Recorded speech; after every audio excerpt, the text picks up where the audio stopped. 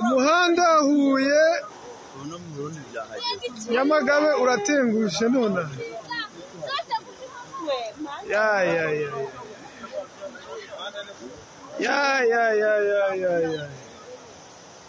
ako se nta muntu wari uhari bibaye none bibaye mu mvura ya hatari ani ngoya hakubise nabi ari harakitse n'ubundi barahasana kuko ni ngo harakitse barahasana ahubwo bataramenya ko bizabakona urabona ahantu turi hano turareba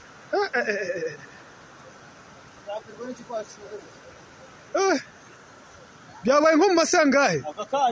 mwimvura mukanya bibaye none nka saa 11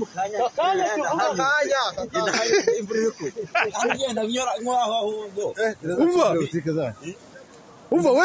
byabaye uhari ariko ngarutse